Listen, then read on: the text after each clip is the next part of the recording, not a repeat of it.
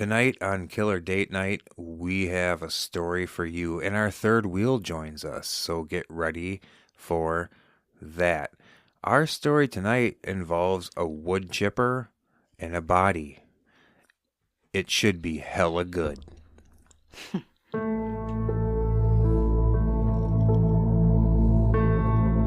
Hurry and run up the stairs to the top floor, then down the hall and hide in the room with no way out.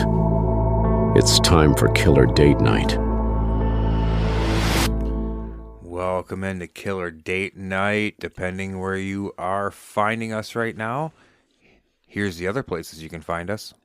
You can find us on Patreon at patreon.com/killerdatenight, on YouTube, TikTok, and Twitch at Killer Date Night, and on Instagram at KDNPod.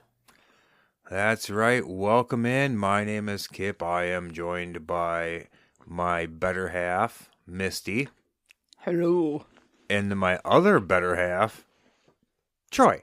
The creepy third wheel, Troy. Yes. The creepy guy peeking in from the background on our logo. He's actually the one holding the video camera. He's seen some shit, let me tell you. Never be the same again. Yeah, definitely don't film through the bathroom window. I've seen some shit. Literally. Especially after a good night of Taco Bell. Let me tell you, we have a good story tonight. But before that, we got to talk a little bit about what's all happening here, like the weather. So, Troy, let's start with you, where you are from, Oregon. Oh, by the way, we also do have our popcorn ready. We do. Oh. This pod is coast to coast. We almost are coast to coast. How's everything going Literally. for you in Oregon, Troy? Like, what's the weather like? How's everything happening? Did you do anything cool lately, or no? Weather's been pretty good, actually, until just this last week. It's kind of 60s and overcast with a lot of rain. But we got it's like 73 one day, then it's 83 next Thursday, and then it's back to 76 after that. But we're in pretty decent weather. Can't complain too much. Well, let me tell you about Wisconsin weather. Oh, God. Yes. I was just going to mention that. Not yesterday, but the day before yesterday, depending when you're listening to this, it was like 47. Mm-hmm. Yesterday, 81. Today, 49. Yeah. And tomorrow it's supposed to be like 72. Yeah. It is so stupid here. You have to like wake up in the morning and walk outside and be like, what am I wearing today? Shorts or fucking jeans? No, you guys gotta listen. We just need to invent some Wisconsin pants. They're just, the legs are Velcroed on. So you walk outside, if it's hot, you just pull the legs off your pants, or you can put them on if it's cold. Yes. That is a really... So you know how we handle this shit here? When you get about this time of year, you put on shorts no matter what. And then how you determine, because you're used to it, is hooded sweatshirt. Hooded sweatshirt or not. So shorts and hooded sweatshirt if it's chilly, shorts and, just regular t-shirt if it's not. Mm-hmm. If it's really, really cold, then it's no jacket with hoodie under it and shorts. Yeah, there's a lot of different ways to do this. A lot. So anyway, I think we should just get into tonight's story because I wasn't super familiar with this story until, started researching it a little bit. And it is the murder of Helle Crafts. Hence it's going to be hella good because her name is spelled Helle, but it's pronounced Hella. Like, Helluh. Hella good. And there's going to be a few things in here. It's one of the first cases that somebody was convicted without a body, and forensic evidence and DNA. We'll get into all that. So here's a story of Helle Crafts. Troy, you can take it away. Helle Lork Nielsen came into the world on July 7th, 1947. Must have been a hell of a delivery. Anyway, in the peaceful suburban neighborhood of Charlottenlund, It sounds so funny to say. Charlottenlund, just north of Copenhagen in Denmark. She was the daughter of Elspeth Nielsen, and from her earliest years, she grew up immersed in the simple, orderly rhythms of Danish family life. Long, dark winters where the family gathered indoors with candles and stories. Bright summers spent cycling through parks and along the Baltic coastline. And a home that emphasized education, self-reliance, and quiet ambition. As an only child in a modest but stable household, Helle developed a bright, curious personality and an early wanderlust that set her apart from many of her classmates. She excelled in languages, eventually becoming fluent in several, and dreamed of life beyond Denmark's borders, of far-off cities and the glamour of international travel. That dream crystallized in her early 20s when she enrolled in Pan American World Airways flight attendant training program in Miami, Florida in 1969. At just 22 years old, she immersed herself in the rigorous curriculum that taught not only service and safety, but also the poise required for high-altitude hospitality during an era when flying still felt luxurious and exotic.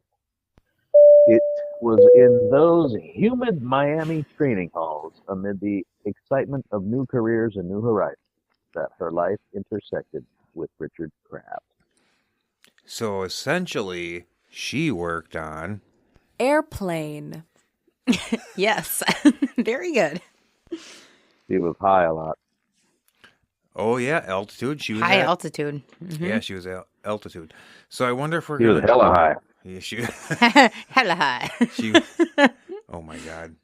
Ba-doom. She was hella high. So Richard Crafts. I wonder, was he Dick Crafts? Probably. Yeah. All right, Misty. Let's roll into the next one with Dick B. Crafts. Do you want me to say it like that, or should I actually say just Richard? Read the outline, Richard. Okay. Don't be a Richard. Just read the outline. Okay. Richard B. Crafts had been born on December 20th, 1937 in New York City, the youngest of 3 children with 2 older sisters. His father, John Crafts, was a successful Manhattan businessman who later moved the family to a spacious home in Darien, Connecticut. Richard attended private school and graduated from Darien High School without particular distinction before briefly attempting college and dropping out. In 1956, at 19 years old, he enlisted in the United States Marine Corps, where he discovered his aptitude for aviation. He trained on helicopters and fixed-wing craft, earning his pilot certification by the late 1950s.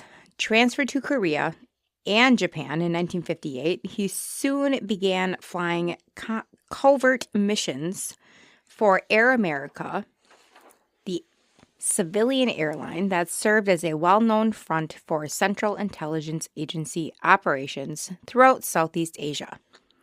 For years, Richard piloted dangerous clandestine flights over... Clandestine. Okay. Flights over Laos and Vietnam. Laos. Okay. Supply drops to remote Hmong forces, intelligence gathering runs, search and rescue missions for downed pilots, and insertions of agents deep behind enemy lines in the secret war that the public would not fully understand for decades. He was wounded during one such mission over Laos, yet he stayed in the Far East with Air America until returning to the United States in 1966. That background forged him in a disciplined, secretive demeanor, a comfort with high-risk operations, and a fascination with law enforcement that would later manifest in his part-time police work. After leaving the military, he joined Eastern Airlines in 1968 as a commercial pilot, building a lucrative career that eventually paid him well over $100,000 a year. All right, so in case you didn't notice, in this podcast, if you fuck up one little word, you are going to get hammered. Yes. Yep. So if you notice somebody carefully reading the outline, you know why. Whatever. Okay, and this is where I'm going to fuck up in the first sentence, just because I said that. All right, Kipperoonie, take it away. All right. The two met in May of 1969 during flight training in Miami. Helle, the young Danish trainee, Richard, the 31-year-old pilot, already engaged with someone else, but drawn to the attractive, multilingual stewardess. Their connection was swift and intense. They married in November 1975 and soon relocated to a large 2-acre property in the affluent wooded town of Newtown, Connecticut. There they raised 3 children while both continued their demanding airline schedules. Helle balanced long international routes for Pan Am with motherhood, speaking multiple languages fluently, and remaining the warm, outgoing woman who adored her kids and made time for them despite jet lag and time zones. I have a question. So, Misty, you've been on many flights. Troy, have you been on like flights? Have you ever flown on a plane? Never flown. Me either. Okay, Lame. so maybe Misty can explain this. What, like, is jet lag a real thing, and what exactly is it? Is it just a difference in time zones when you go somewhere and you got to get used to the time, and like you get there and you're going to bed, but you're used to going to bed actually 2 hours earlier or later? Or Yep. Yes. Yep. Okay. And the different altitudes. So this is why they bitch all the time, like in the NFL, about having, Jet lag? Yes. Well, now that they're doing all these international games and shit, like you get there, and we're watching the games at 8:30, 9 o'clock Sunday morning, but it's 6, 7 o'clock wherever the fuck they are. Yes. Okay. I just wanted to make sure if this is a real thing. I know it's It a is. real thing, but Yep. I'm just trying to comprehend it because I don't know if I will ever be able to go on a plane. I don't know. Because if I get on the fucker, it's crashing. Right, Troy? Guaranteed. I haven't flown my- because I it don't is have not. wings or feathers. Right? Because your feet, be where your feet are, and you know where they are? On the fucking ground. I just have this problem with climbing in a 1,000,000-pound fucking Coors can. Piece of fucking metal. Like, it's not even... It's like ships and aircraft carriers. How does that shit float on water? I can see this fly above me. I can see them all day long because I'm like the traffic route of an airport, and it's still hard for me to fathom that people in those damn things. Anyway. Richard, meanwhile, flew for Eastern and supplemented his roles as an auxiliary police officer. You missed a word. Richard, meanwhile, flew for Eastern and supplemented his income There with you go. roles as an auxiliary police officer in Newtown starting in 1982 and later paid part-time officer in Southbury in 1986. He took the police work seriously, outfitting his own Ford Crown Victoria with lights, sirens, and radios at personal expense and attending costly training seminars. The family appeared to live an enviable suburban life, school events, neighborhood gatherings, and the stability of a large home surrounded by trees.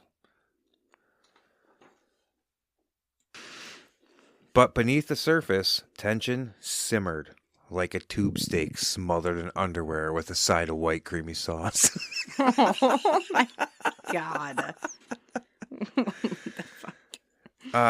Richard had a volatile temper, a controlling streak, and a history of extramarital affairs.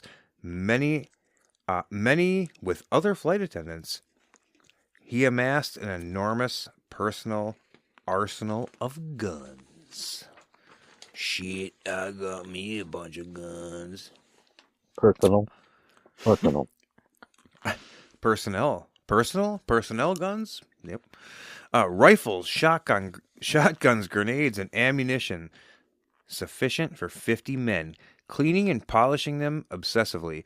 He could disappear for days without explanation, and Helle confided in friends about bruises and emotional strain, especially during her pregnancies.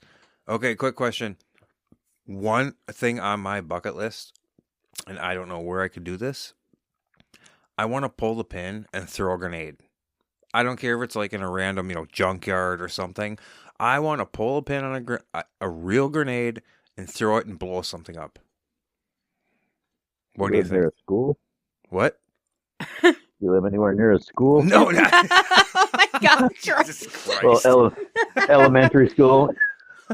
Catch kids. I'm kind of thinking like a junkyard. Do you ever see those videos online where they have cars and there's a whole bunch of people lined up at the bottom of this cliff watching it, and they like fucking put a brick on the pedal and the cars launch off a cliff? Yeah. That's fucking awesome.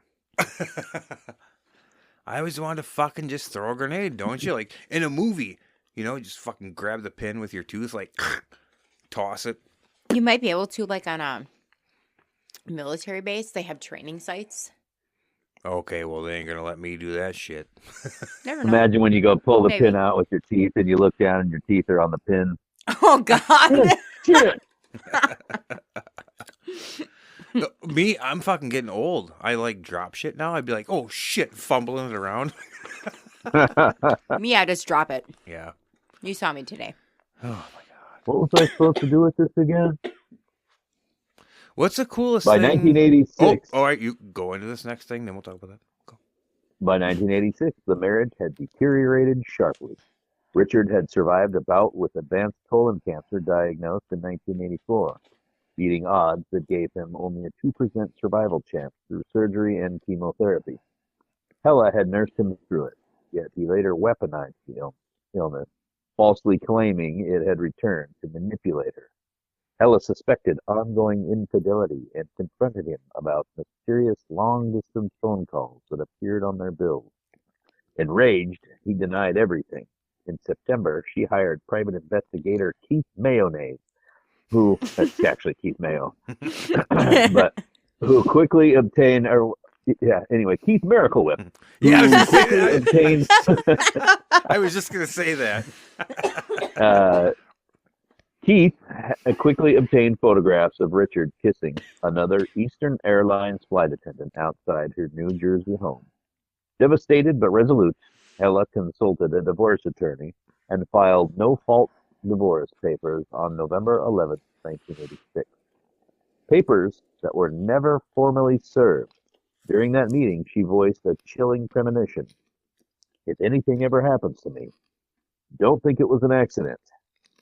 She feared Richard's extensive gun collection, his covert military past, and his police connections, believing he could track her or harm her anywhere. She told fellow flight attendants and her close friends that she planned to leave and take the children with her. Those papers were fucking served with mail. Yes. Homicide. With mail. Did you say homicide or on the side? On the side. It's just- Homicide. Yeah, I'd like a nice coating of mayo homicide. Your goal. On November 18th, 1986, Helle returned home from a long overseas flight from Frankfurt to West Germany. I almost said West Virginia. Two colleagues and a friend drove her to the Newtown house, dropping her off between 6:30 and 7 in the evening. She kissed her children goodnight, changed into her nightshirt, and sorted through the mail. I wonder if she ever wore that nightshirt during the day. Probably not. Troy, do you have nightshirts that you wear during the day? Only when it's hella hot. Ordinary acts on what should have been a routine homecoming. That same night, a fierce snowstorm blanketed Connecticut, isolating roads and muffling sound. Helle was never seen alive again. Prosecutors later reconstructed that Richard bludgeoned her in the master bedroom with a blunt object, possibly his police-issued flashlight, striking her head at least twice. A dark grapefruit-sized bloodstain appeared on the carpet, with smears on the side of the mattress. Rather than seek help, he placed her body in the large Westinghouse chest freezer he had purchased just days earlier on November 13th for cash. Wait, did he put the whole body in? I think so. Okay. He placed her body. Just So I'm for the assuming. chest. Yeah, I'm Chest assuming. freezer. Yeah. Oh, maybe he just put her chest in there. Yeah, I thought there might be another freezer for like her butt or something. Anyway, Maybe there's a separate freezer for We her have butt. a Who knows? we have a butt freezer I mean, in the basement. maybe. Do you know what kind of shampoo Jeffrey Dahmer used? Head and Shoulders. Head and Shoulders. Yeah, Head and Shoulders. Yeah. All right. Everybody knows that one. Nice try. You know what? Ba-doom. Shh. Good job. Anyway, so he purchased that freezer earlier on November 13th for cash and picked it up on November 17th, refusing to give the dealer his real name or address. He froze her solid over hours, then methodically began covering his tracks. He ripped out sections of the bloodstained carpet, bought new bed sheets, a comforter, rubber gloves, and a flathead shovel. On November 17th, he had also purchased a steel chainsaw for nearly $650. That's a good fucking chainsaw. It is. That's a good brand. On November 20th, 2 days after her disappearance, he rented a massive ass plunge, Badger Brush Bandit 100, Woodchipper, and a U-Haul truck from Darien Rentals for about $900. I sense a fucking Killer Date Night sponsorship. Ass plunged Badger Brush Bandit.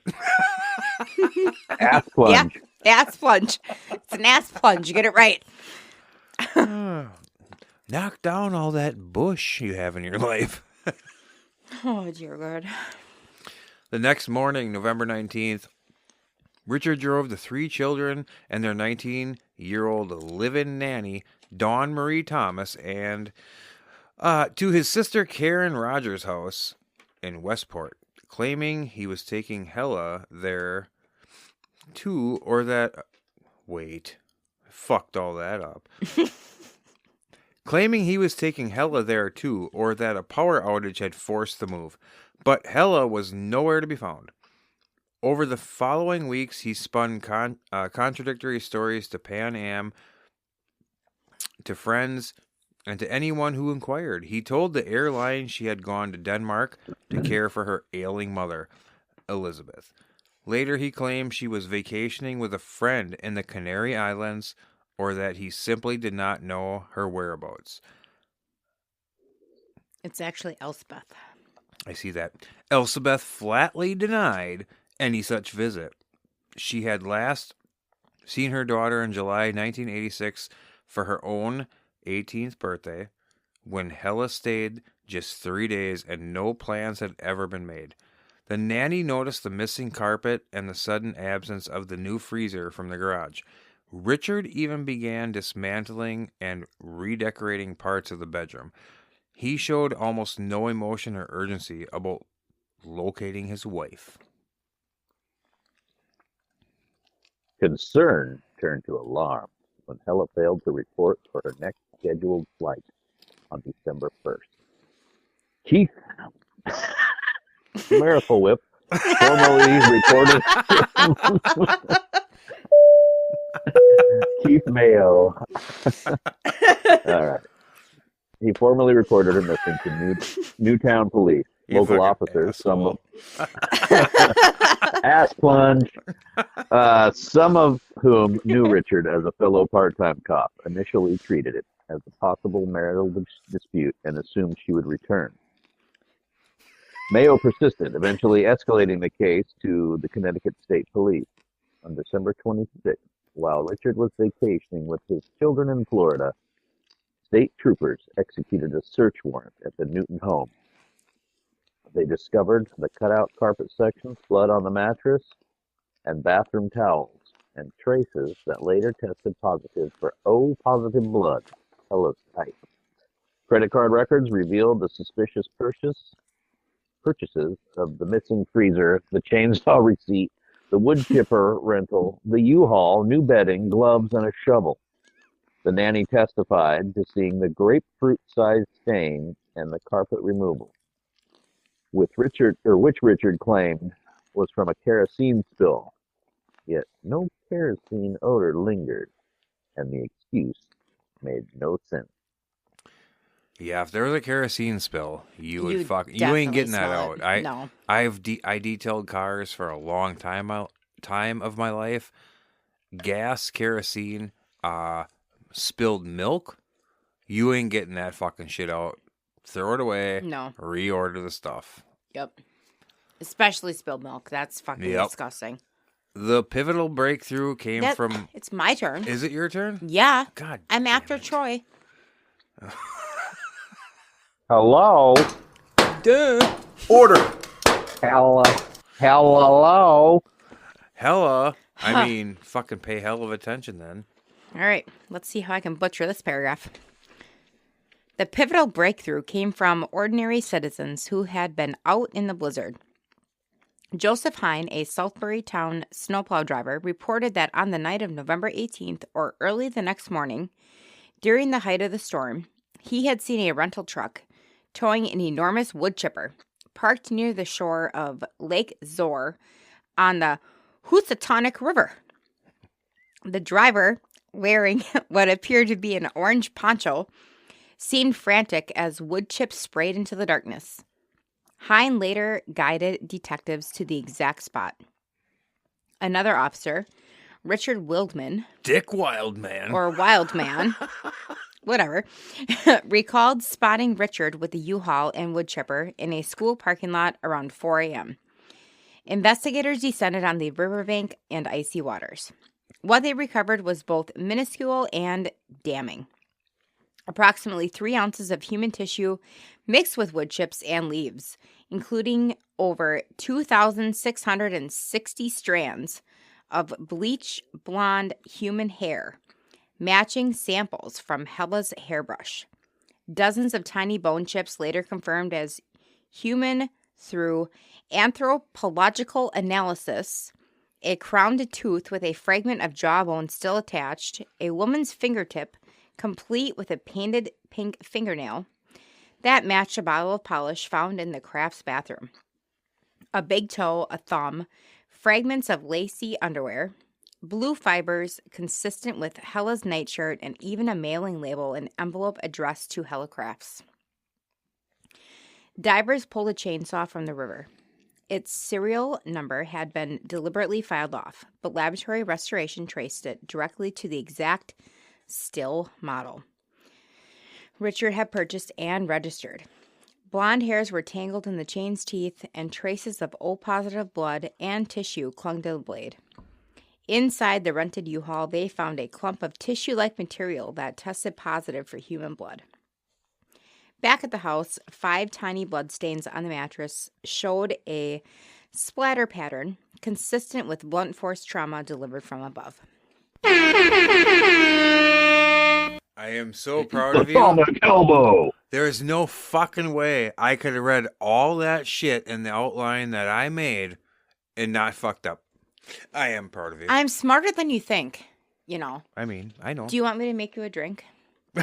Yeah, I'm going to read the next paragraph. I know, while it's you long. make That's why I figured, because it's you Yeah, and then yeah, him yet, yeah. so I figured it's Yeah. going to be a minute before, I mean, this is inside before you guys baseball. get the pleasure of me speaking again.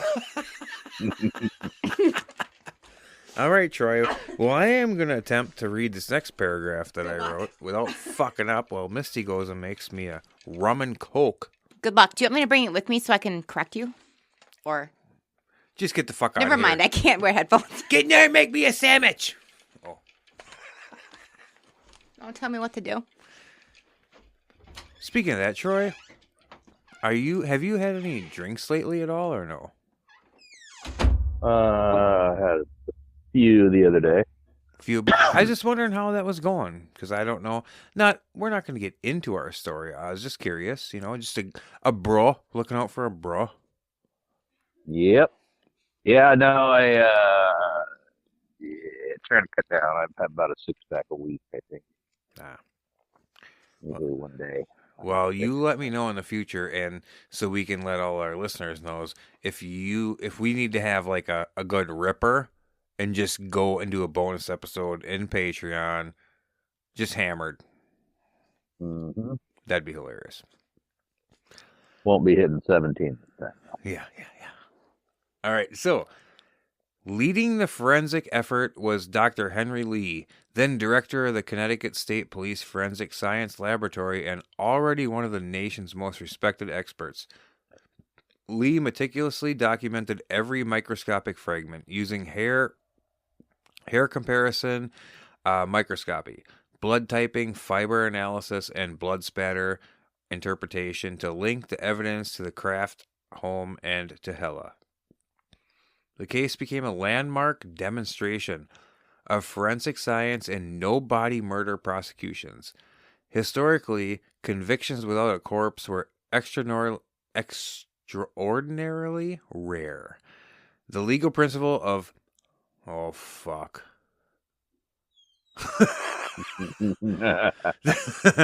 Might need some help. The legal principle of corpus delicti traditionally required clear proof that a death had occurred, and without a body, that proof was nearly impossible to establish beyond reasonable doubt.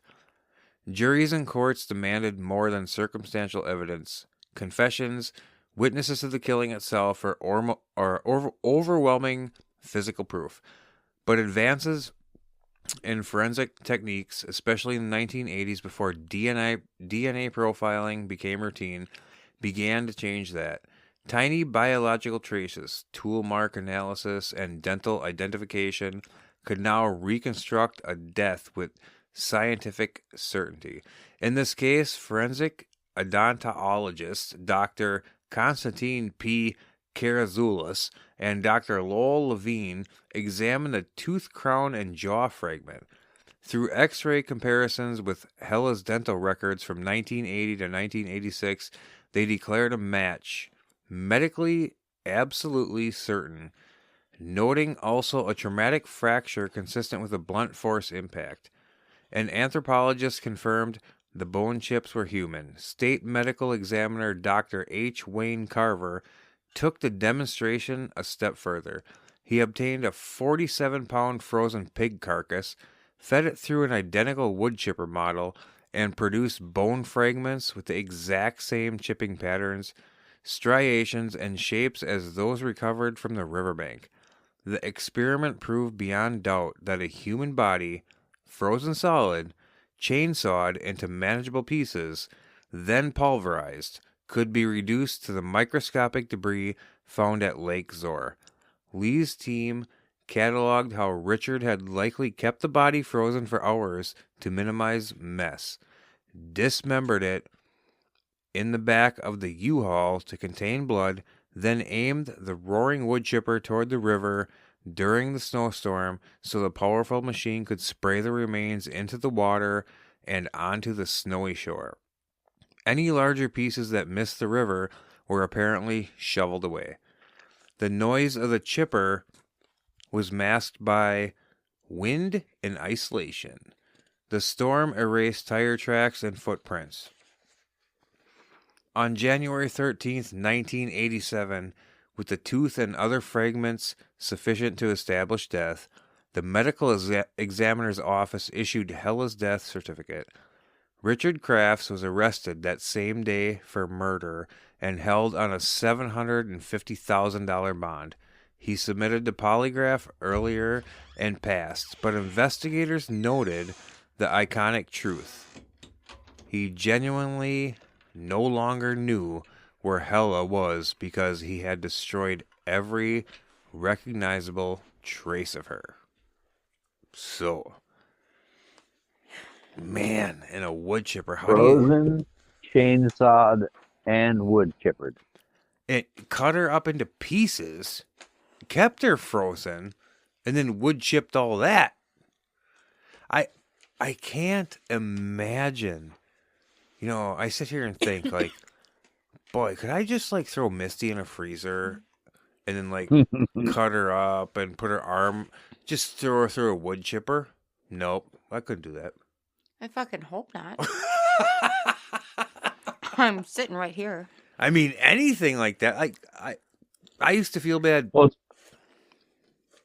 it's funny. The guy goes to the store. He's like, I need a wood chipper, a chainsaw, some gloves, some duct tape, and some fucking chloroform. Right? And a giant freezer. But I'm not giving you my name. Okay, sir. Right. He looks like a dick anyway. So I mean, this is interesting. Like, you think about crime and true crime shit. You can't, well, it goes both ways. You can't get away with shit anymore like you used to. No. But there is technology that can help you get away with it, but then that same technology is there to help you get caught. Mm-hmm. So, in my mind, facial imaging, all this bullshit, it all can, like, you're going to get fucked faster, I think, than you would in the past. I mean, you could move to a different town, nobody would ever know. Right. The case gripped the nation as the Woodchipper murder. Richard's first trial opened in May of 1988 in New London, moved from Danbury because of intense local publicity. Over 54 days, prosecutors presented the timeline. The affair exposed by Mayo's photographs, the divorce filing, the precise purchases timed to the disappearance, the witness sightings of the chipper at Lake Zor, the bloodstains, the thousands of hairs, the tooth, the chainsaw, the pig demonstration fragments, and Richard's web of lies. Defense attorneys insisted Helle, a worldly traveler fluent in multiple languages, had simply fled the marriage. Perhaps back to Denmark or elsewhere. And she was still alive. After 17 days of deliberation, the jury deadlocked. One lone holdout refused to convict, believing she might have chosen to disappear. A mistrial was declared. The second trial began in Norwalk in November of 1989. This time, the evidence held firm. After just hours of deliberation, the jury returned a guilty verdict on November 21st. It was Connecticut's first murder conviction secured without a complete body, a legal milestone that proved circumstantial evidence bolstered by microscopic forensics could meet the beyond reasonable doubt standard. At sentencing on January 9, 1990, Judge Negro imposed 50 years in prison. He and Richard's own sister, Karen Rogers, who had taken custody of the three children, noted his complete lack of remorse. Isn't that Richard told the court? Isn't that the name of the new Pittsburgh Steelers quarterback? What? Negro? No, Karen Rogers.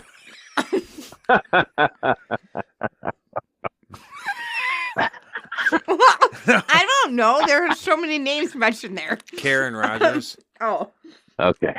Aaron Rodgers just signed again with the Steelers. And changed his first letter to a K. Yeah. Well, he didn't really, but anyway. All right, go. Richard told the court, a great deal has been said about my apparent lack of emotion.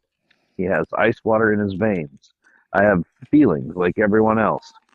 Yet his sister stated he had shown none publicly or privately, offering only lip service to the children's pain. The children, still young, were left to rebuild their lives with relatives and Helle's friends, some of who organized fundraisers with signs in airports and stores to help cover legal and living costs. Richard appealed, arguing the circumstantial nature of the evidence and the publicity had tainted the jury.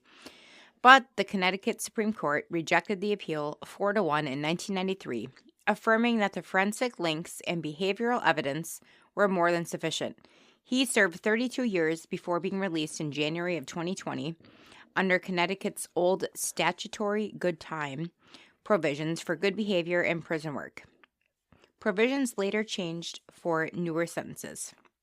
At 82, he moved first to a Bridgeport halfway house and then to a veterans shelter, still maintaining his innocence.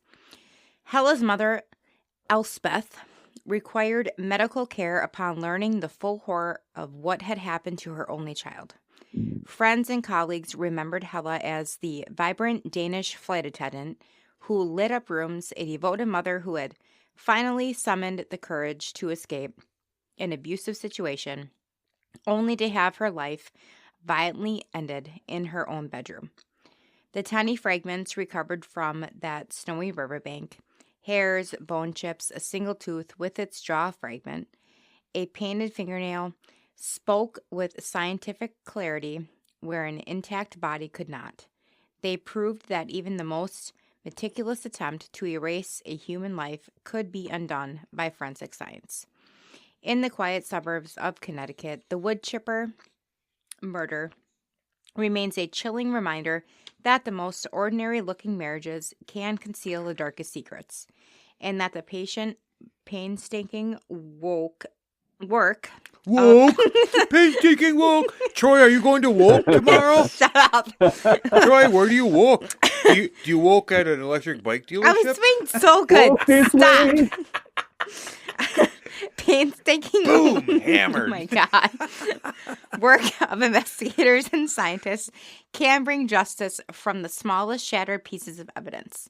The case opened the door for future no-body prosecutions across the country, showing that death can be proven and a killer convicted when modern forensics, hair microscopy, dental matching, tool mark comparison, and experimental reconstruction combined with a mountain of circumstantial facts. It was the beginning of a new era in which no criminal could assume that destroying a body meant destroying the truth. And there I you love the defense here. It's like, ladies and gentlemen of the jury, there's no way to truly tell whether or not she left town without her hair, one of her fingers, a couple of her toes, Right. one of her teeth and part of her jaw. It is possible that she left without all of that. Yeah. right? And this is kind of a, one of those events and trials and murders and whatever that, I mean, this guy thought he was going to get away with it, but I get this picture in my head of like a forest, kind of snow covered, and a guy just backs a wood chipper down by like a river, and he's just like feeding body and just blowing it everywhere. Mm-hmm. Imagine pulling up to a guy with a wood chipper backed up to a lake. That alone is like, it ain't wood. Why would you? Right. Right. And Why you by a lake? These people that buy the chainsaws and gloves and all this shit together, it's just idiotic. I mean, this guy just sounds like a dick. Very much. Hella dick. Because his name is Richard. But he Hella was dick. crafty. He's a hella dick. Crafty. He was a hella crafty dick. There you go. This reminds me of a little story. Misty, why don't you tell everybody what you got your friend where you work as like a gag gift? Because they wanted like duct tape and... I forgot what I got her. What did I get her? She wanted... I got her duct tape. Duct tape and a shovel and all this like... Or rope and zip ties and... Uh-huh. I got her the zip ties. I got her the duct tape. And then I also got her, what was that? It was like a, you know what I got her? It was like a, Anyway, the big underpants. Yeah, where she works, it's kind of it's a financial institution. So okay, so this doesn't sound normal, but she got her friend like duct tape and fucking I got her the duct tape she rubber wanted. gloves. I got her the gloves and I got her zip ties. And these giant underwear that are like 4 feet wide and they're called big girl panties. We actually have a friend of ours. For years we got her the giant pair of panties and we like put it under her her windshield wipers on her car. And Oh, then, God. so she found them, and unbeknownst, this is on her birthday, so she kept them. And then on Kelly's birthday, she like put them on Kelly's car or something. So this went back and forth for several years. Well, we were out at a bar that's really close to where I live, and I took this pair of underwear this time, and I put fake blood all over it, like in the crotch area, Oh, and I God. melted chocolate and just smeared chocolate all over the ass.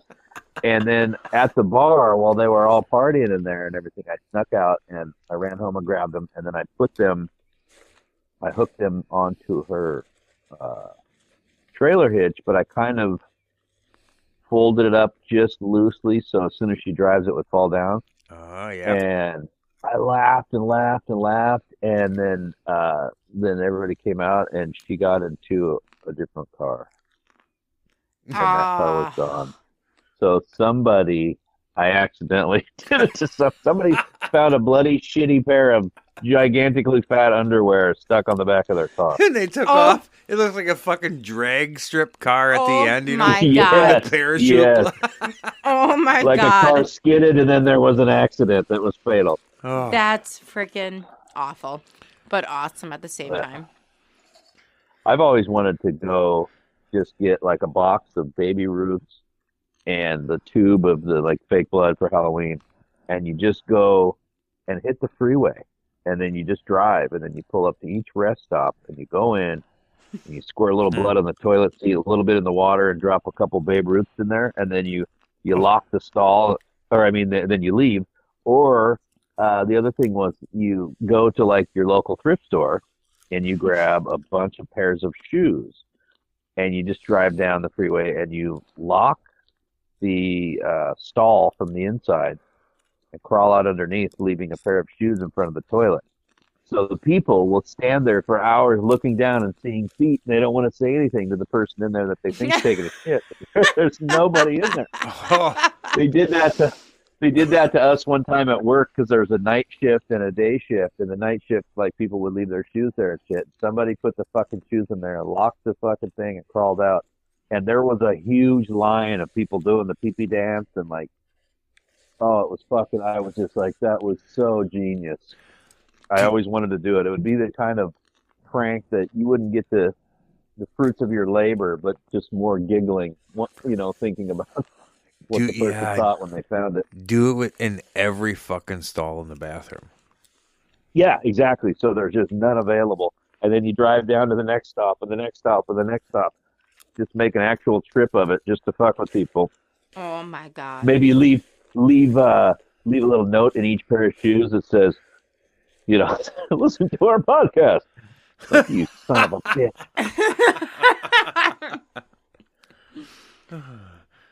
All right, so what does everybody think about this story? Because I was not familiar with it until I came across it, because I like to look up shit like, what is a story or a true crime story that is not, you got your JFKs and your Jean-Benet Ramseys and your Petersons of many different Petersons that commit crimes.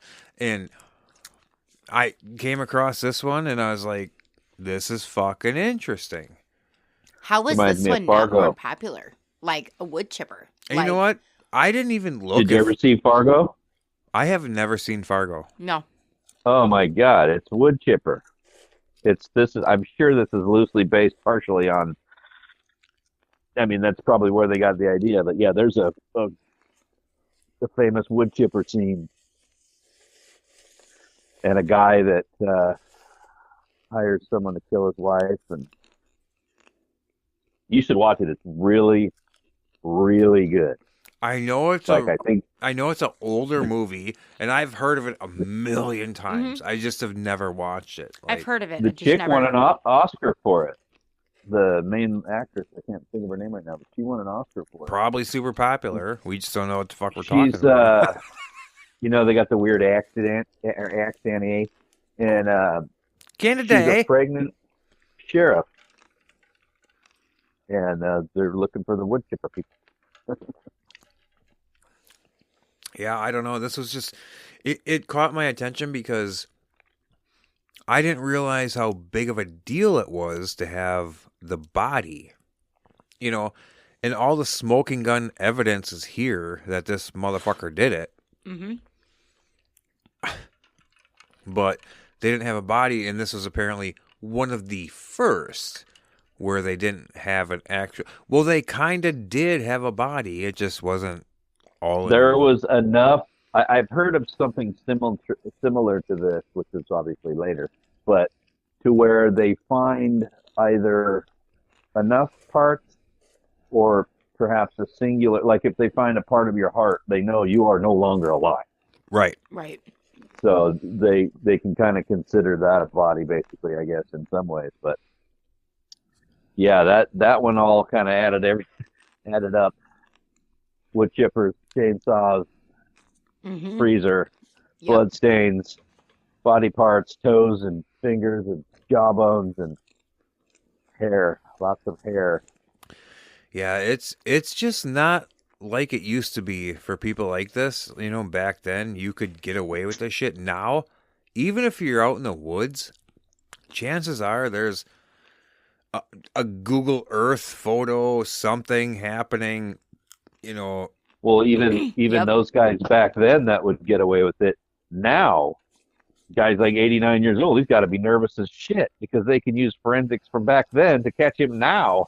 Now that, you know, the technology has gotten that way, and if they have a single sample. I see that shit all the time. Like, you know, this person was, they just arrested somebody in this 23-year-old fucking murder because of DNA evidence and how good it's getting. Yep. You know, that's why, you know, our first episode on this podcast, those Burger Chef murders, that fucking... I mean, if everybody's dead, that needs to be solved because it is gonna. It's bothering the shit out of me ever since I heard about that years ago, and then that's what we decided to do our first episode on. Either everybody that was involved is dead. That has to be it. That's what I think in my head. Anybody that was involved, but somebody still fucking knows something. Oh yeah, someone knows something. There's a Tom Cruise movie, I think it's Tom Cruise, that technology has gotten so advanced that they know you committed the murder before you committed it, and you get arrested before you even do the crime. Did you ever see that? Is that an older movie? Is that Minority Report? Yeah, I think that's what it's called. Actually, that's fucking scary. So it's been a while since I've seen that, but Minority Report, like, that has something... fuck, I'm going to screw this up. That has something to do with looking into the future or based on patterns. They can arrest you before you're going to do something. They see in the future, and they... Like, I remember, like, in the trailer or whatever, the full murder, they saw it committed, and then they go and arrest the guy the day or two before or whatever, so he can't commit the murder, but he is arrested for that murder because... He did commit it, but they went backwards or something. Yeah, and there's like a minimal. You have like a little bit of time to go do it. Like, it's not a long time to go arrest them.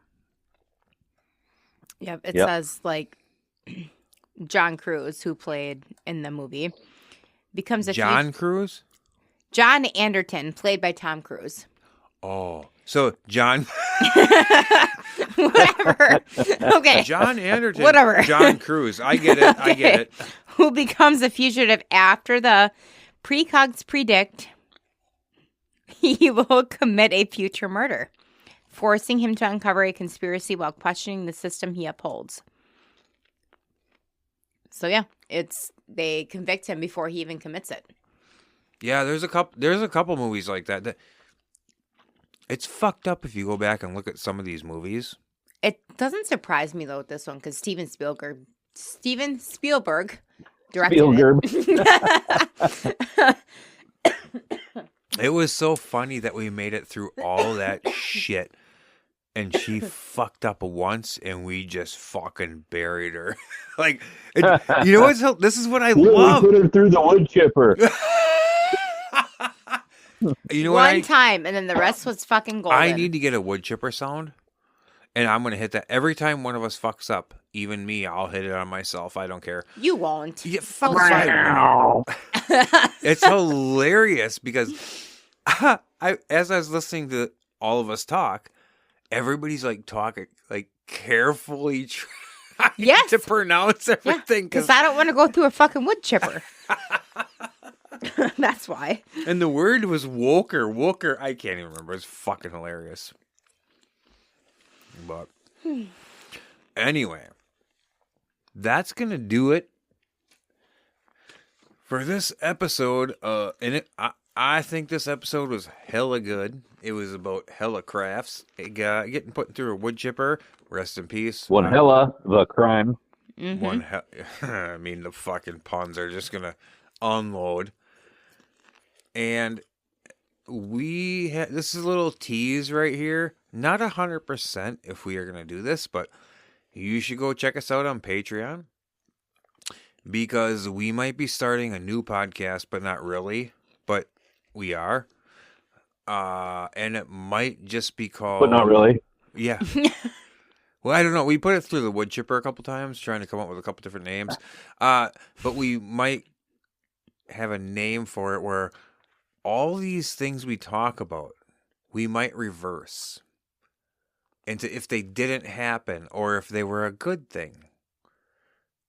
And like in the movie Jaws, which is just a shark that is trying to help swimmers and doesn't realize that his teeth are so sharp. Or maybe it could be backwards, like the shark in Jaws bites a guy, but the guy is made of steel and he dies, but he takes the shark and feeds an entire dying community. You know, it could be something. The people all bite the shark. Yeah. And you might have heard of, you know, like what's the multiverse and all that stuff. And from, what is it, Stranger Things, you got not the underworld, what's that fucking called? Upside Down. Yeah, so we didn't want to go there. So we might, you might hear a little bit of true crime from the Unireverse. Just saying. Mm-hmm. That reminds me of a Uno card that says reverse. Right? Yeah, but it's Unireverse, not Uno reverse. Right. But I fucking like what you went there. You know what I mean? Maybe that's incorporated in the logo. And it's a podcast.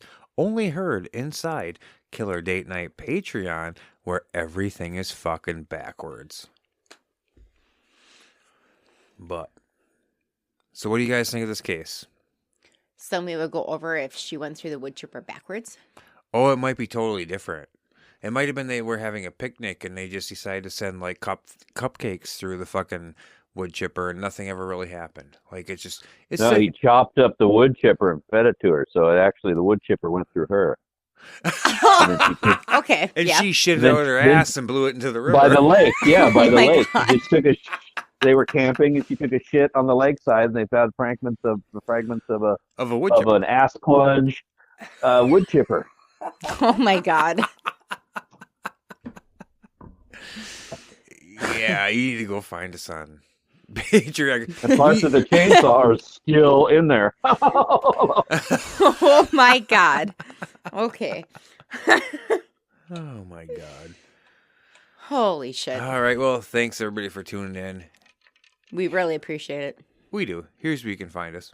You can find us on Patreon at patreon.com/killerdatenight, on YouTube, TikTok, and Twitch at Killer Date Night, and on Instagram at KDNPod.